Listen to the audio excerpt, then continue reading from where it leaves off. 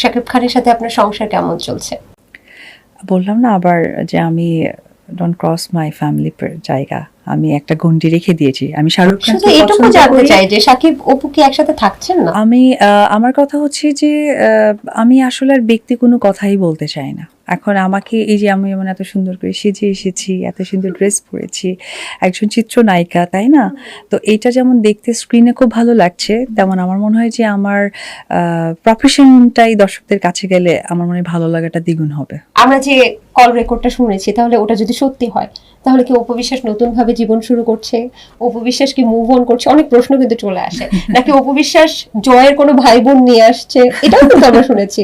কোনটা সত্য?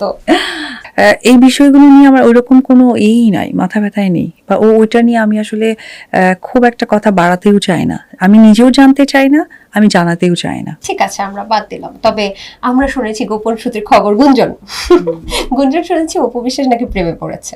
না, বললাম না, এটা একটা ম্যাচুরিটির ব্যাপার।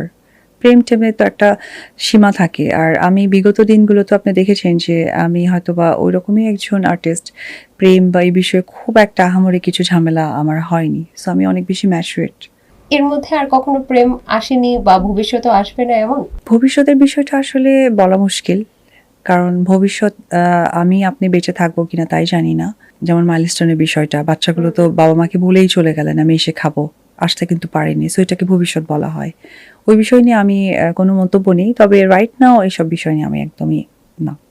আচ্ছা, গত বছর একটা স্ট্যাটাসে এরকম দেখেছিলাম যে আপনি লিখেছেন, আব্রাহাম না থাকলে আমার যোগ্য বলেই মনে করতাম না তাকে।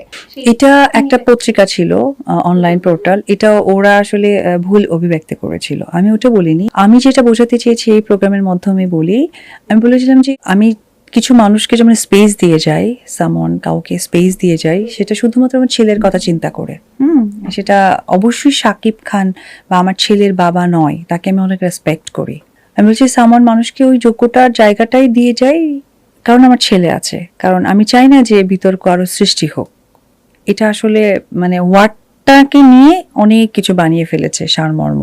এই মানে আছে, ওটা কলিকাতাও বানিয়েছে, কক্সবাজার বানিয়েছে, কমলাপুরও বানিয়েছে, ওয়ার্ডটা পেয়েছে শুধু অপু বিশ্বাসকে দেখা যায় ঘন ঘন ব্রাইডাল শুট করতে। আচ্ছা, আপনি জীবনে কতবার ব্রাইডাল হয়েছে?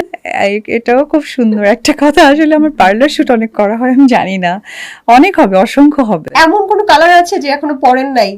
না, শাড়ি, লেহেঙ্গা, তারপর হচ্ছে হিন্দু ব্রাইড, মুসলিম ব্রাইড, কি বাকি আছে আমাকে বলুন। এঙ্গেজমেন্টের শুট হোয়াইট কালার পরা হয়, অনেক করেছি আসলে। আনুমানিক 3000? ওইভাবে গুনে দেখিনি আপু, তবে অনেক করা হয়েছে। বাচ্চা সামনে আরো বেশ কিছু ব্রাইডাল শুট আছে।